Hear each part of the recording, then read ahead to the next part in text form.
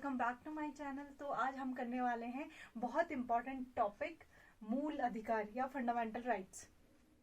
ठीक है, तो आज हम करेंगे इनको। मेरे को लगता है ये एज एन इंडिविजुअल भी हमें मतलब अपने मूल अधिकार तो पता ही होने चाहिए। एग्जाम की दृष्टि से तो इम्पोर्टेंट है ही है, बट एज एन इंडिविजुअल हमें मूल अधिकार एटलीस्ट पता होने चाहिए कि क्या है, ताकि हम कभी किसी प्रॉब्लम में या कोई हमारे अधिकारों का हनन हो रहा है, सबसे पहले हमें पता होना चाहिए कि अधिकार है क्या हमारे। ठीक है, तो हम देखेंगे आज मूल अधिकार। मूल अधिकार हमारे हैं 12 से 35, संविधान में 12 से 35 आर्टिकल तक मूल अधिकार दिए गए हैं। तो अब आज हम पढ़ेंगे। सबसे पहले समता का अधिकार है। समता का अधिकार 14 से 18 है। समता के अधिकार में क्या क्या आते हैं, क्या कौन कौन सा अधिकार हैं समता के, वो देखते हैं। सबसे पहले 14th आर्टिकल है, विधि एवं विधियों के समान में समान संरक्षण। मतलब कोई भी लॉ या कोई भी कानून बनेगा नया, तो उसमें क्या होगा, सबके लिए समान संरक्षण होना चाहिए। जैसे पहले से होता था, समता नहीं थी, मतलब जो पूरे उसके एक लोग थे उनको एक अलग ही उसमें रखा जाता था, उनके साथ बहुत अन्याय भेदभाव कह सकते हैं वो होता था। तो उसके लिए अब यहाँ पे हमारा ये मौलिक अधिकार है कि ऐसी चीजें ना हो। कोई भी विधि जो बनती है या उसके लिए तो समान संरक्षण, सभी को इक्वालिटी के लिए ये संरक्षण दिया गया आर्टिकल 14 में। नेक्स्ट है धर्म, मूल, वंश, लिंग, जन्म स्थान के आधार पर अब किसी से भेदभाव नहीं होगा। इसका आर्टिकल दिया आर्टिकल 15 में। ठीक है, नेक्स्ट है अवसर की समानता। अवसर की समानता दी हुई है आर्टिकल 16।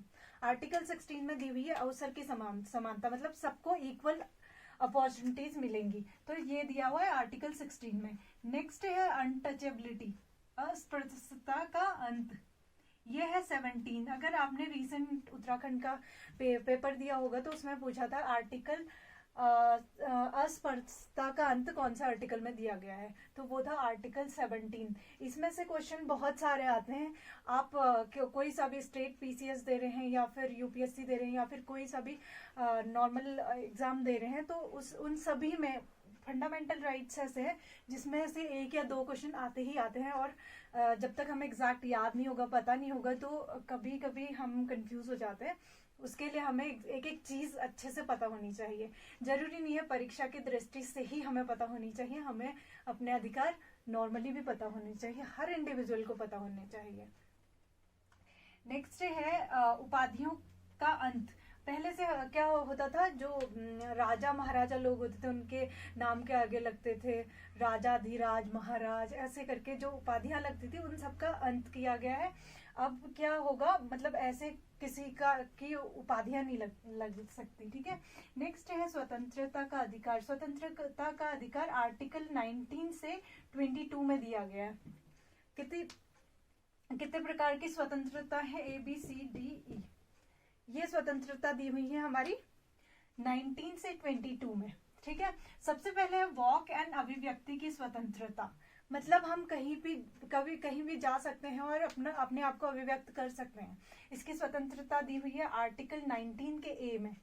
ये आर्टिकल 19 के जो ये है, सबसे पहले इसमें पूछते हैं, इसको अगर हिंदी में आप करेंगे क ख ग घ ऐसे करके आएगा। तो आप देखिए, सबसे पहले वॉक एंड अभिव्यक्ति की स्वतंत्रता दी है 19A में। ठीक है, और इसमें प्रेस की स्वतंत्रता भी है इसमें। ठीक है, आर्टिकल 19A। और 19B में है शांतिपूर्ण एकत्र होने की स्वतंत्रता। सबसे पहले हमें बोलने की और अपने आप को अभिव्यक्त करने की स्वतंत्रता है। उसके बाद हमें क्या है, शांतिपूर्ण एकत्र होने की स्वतंत्रता। हम कहीं पर भी शांतिपूर्ण एकत्र हो सकते हैं। ठीक है, और सभा बना सकते हैं। C में है हमें संघ बनाने की स्वतंत्रता। मतलब पहले हमें दिया है कि हम कहीं भी आ जा सकते हैं, वॉक और अभिव्यक्त कर सकते हैं, फिर शांतिपूर्ण एकत्र हो सकते हैं, सभा बना सकते हैं। फिर सभा के बाद आएगा, आपको ऐसे सीरीज में ही याद करना है कि किसके बाद कौन सा है, ABC। कभी एक ही चीज पूछ लेंगे, आपका संघ बनाने की स्वतंत्रता कौन से में है। तो आपको ऐसे ही याद करना है। सबसे पहले हम वॉक एंड अभिव्यक्ति की स्वतंत्रता है, उसके बाद हमें शांतिपूर्ण सभा बनाने की, एकत्र होने की स्वतंत्रता है, फिर हमें संघ बनाने की स्वतंत्रता है, फिर हम देश में कहीं भी आवागमन की स्वतंत्रता, मतलब देश में हम कहीं भी घूम सकते हैं। ऐसा नहीं है कि हम ऊपर मतलब उत्तराखंड साइड में रह रहे हैं तो हम और कहीं स्टेट में नहीं जा सकते या नहीं घूम सकते, ऐसा कुछ नहीं है। तो इसकी स्वतंत्रता मतलब हम कहीं भी आवागमन कर सकते हैं, इसकी पूरी स्वतंत्रता है हमें। तो ये दिया गया है सी में।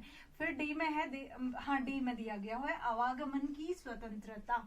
फिर है नेक्स्ट, देश में कहीं भी निवास कर सकते हैं, मतलब देश में हम कहीं भी जो हम भारत देश के नागरिक होंगे वो कहीं भी अपने मतलब जमीन वगैरह खरीद सकते हैं और कहीं भी रह सकते हैं, कहीं भी निवास कर सकते हैं, ठीक है। तो ये हो गए क्या, स्वतंत्रता का अधिकार, ठीक है। अब नेक्स्ट है अपराध के लिए दोष सिद्धि के संबंध में संरक्षण है आर्टिकल 20। किसके लिए, अपराध के लिए दोषी सिद्धि संबंध में संरक्षण। कोई भी अपराध हो उसके लिए अगर हमें कोई भी वो सिद्ध करना है, दोष वगैरह जो भी है उससे रिलेटेड जो है वो आर्टिकल 20 में है। आर्टिकल 21 की बात अब हम करते हैं। आर्टिकल 20 में क्या है, 21 में है प्राण एवं दैहिक स्वतंत्रता, जीवन जीने की स्वतंत्रता, प्राण दैहिक स्वतंत्रता। और इसी में अभी रिसेंट जुड़ा है आर्टिकल 21, तो इतना बड़ा होता जा रहा है, मतलब अपडेटेड होता जा रहा है। इसी में सारी चीजें आ जाती है, एनवायरमेंट आ जाता है, प्राण एवं दैहिक स्वतंत्रता, अपनी जीने की स्वतंत्रता, अपने मनपसंद की शादी की स्वतंत्रता, ये सारी चीजें आर्टिकल 21 में है। और अभी रिसेंट जुड़ा हुआ है इसमें आर्टिकल संविधान संशोधन से प्राथमिक शिक्षा, जो 14 साल तक के बच्चों की, 6 से 14 साल तक की बच्चों की प्राथमिक शिक्षा का अधिकार भी उनका मौलिक अधिकार है, बच्चों का मौलिक अधिकार है प्राथमिक शिक्षा। ये किसमें दिया है, आर्टिकल 21 में, ठीक है। नेक्स्ट देखते हैं शोषण के विरुद्ध अधिकार। ये कौन सा आर्टिकल में दिया है, 23 एंड 24 में हमारे क्या है, शोषण के विरुद्ध अधिकार, ठीक है। 23 में है मानव दुर्व्यवहार या बलात्श्रम के प्रतिषेध, मतलब बलात्श्रम हम नहीं करा सकते। मानव का जो पहले से आप देखते थे, मानव का क्या होता था, मतलब व्यापार होता था, वो अब प्रतिषेध है, वो बंद है, ठीक है। ये इसमें दिया हुआ है आर्टिकल 23 में, इसका पूरा डिटेल दिया हुआ है, ठीक है। ये अधिकार है। नेक्स्ट है बालकों के लिए नियोजन पर प्रतिशोध। ये आर्टिकल 24 में है, मतलब छोटे बच्चे काम नहीं कर सकते, जो आप देखते होंगे कहीं पे, मतलब उनका तो मेन अधिकार क्या है, उनका प्राथमिक शिक्षा का है। 6 से 14 साल के जो बच्चे हैं उनका मेन अधिकार है, फंडामेंटल राइट है कि उनको प्राथमिक शिक्षा दी जाए, ठीक है। नेक्स्ट है धार्मिक स्वतंत्रता का अधिकार। धार्मिक स्वतंत्रता का अधिकार है आर्टिकल 25 से 28 में दिया हुआ है। धार्मिक स्वतंत्रता मतलब हम किसी भी धर्म को अपना सकते हैं, किसी की भी पूजा कर सकते हैं, ऐसे कोई हमें प्रेशराइज नहीं कर सकता कि आपको ये करना चाहिए, ये करना चाहिए। तो हमें फ्रीडम है कि हम किस चीज को माने, हम माने ना माने, या फिर किस चीज को हम मान रहे हैं। तो ये सारी फ्रीडम दी है धार्मिक स्वतंत्रता की, ठीक है। कौन सा धर्म हम अपनाना चाहते हैं, किस चीज की पूजा करना चाहते हैं, ये सारी चीजें दी हुई है हमारी 25 से 28। अंतःकरण की स्वतंत्रता हमें दी हुई है 25, ठीक है, आर्टिकल 25। फिर धार्मिक मामलों में प्रतिबंध है आर्टिकल 26 में। फिर है धर्म की अभिवृद्धि के लिए करों के संदाय की स्वतंत्रता है आर्टिकल 27 में। धार्मिक शिक्षा में उपबंध होने के लिए उपस्थित होने की स्वतंत्रता किसमें, आर्टिकल 28। फिर हम देखेंगे आर्टिकल संस्कृति एवं शिक्षा संबंधी जो आर्टिकल है वो है 29 और 30। 29 और 30 में है शिक्षा संबंधी अधिकार हमारे, ठीक है। संस्कृति एवं शिक्षा संबंधी अधिकार आर्टिकल 29। अल्पसंख्यकों की भाषा, लिपि आदि ये सारी चीजें किसमें दी है, आर्टिकल 29। जो अल्पसंख्यक होते हैं, जिनकी बहुत कम संख्या है, तो फिर अल्पसंख्यकों को भाषा, लिपि, उनकी इस के संबंध में अधिकार कौन सा आर्टिकल में दिया है, आर्टिकल 29, ठीक है। ये कभी इंडिविजुअल आर्टिकल पूछ लेते हैं कि आर्टिकल 29 में क्या है, आर्टिकल 30 में क्या है, ठीक है। तो नेक्स्ट है आर्टिकल 30 अल्पसंख्यकों संख्यक वर्गों के अधिकार, कि उनको क्या क्या अल्पसंख्यकों के कुछ स्पेशल राइट्स होंगे, वो उनके अधिकार किसमें दिए हुए हैं, आर्टिकल 30 में। और आर्टिकल 31 पहले क्या था, आर्टिकल 31 भी पहले मौलिक अधिकार था। आर्टिकल 31 में था जो प्रॉपर्टी, राइट टू प्रॉपर्टी था, जो मौलिक अधिकार था पहले, लेकिन ये अभी संविधान संशोधन से हटा दिया गया है। अब ये केवल कानूनी अधिकार है, अब ये मौलिक अधिकार नहीं है। क्वेश्चन पूछे जाते हैं कि आर्टिकल 30 इनमें से कौन सा मौलिक अधिकार नहीं है, उसमें आपको राइट टू प्रॉपर्टी दे देंगे, जो आर्टिकल 31 में पहले था, लेकिन अब इसे मूल अधिकार से हटा दिया गया है। ठीक है, ये बहुत इंपॉर्टेंट क्वेश्चन है कि आर्टिकल 31 क्या है, अब ये कानूनी अधिकार है। ठीक है, नेक्स्ट है संवैधानिक उपचारों के अधिकार। सबसे इंपॉर्टेंट आर्टिकल 32 है। आर्टिकल 32 को बी आर अम्बेडकर ने क्या कहा था, इसको संविधान की आत्मा कहा है, क्योंकि जो पूरे मूल अधिकार हैं हमारे, मूल अधिकार हमें बाई चांस हमें पता है मूल अधिकार, लेकिन हमारे मूल अधिकारों का संरक्षण कैसे होगा, ये पूरा दिया हुआ है किसमें, आर्टिकल 32 संवैधानिक उपचारों का अधिकार। आर्टिकल 32 को क्या कहा है, पूरे संविधान की आत्मा कहा है।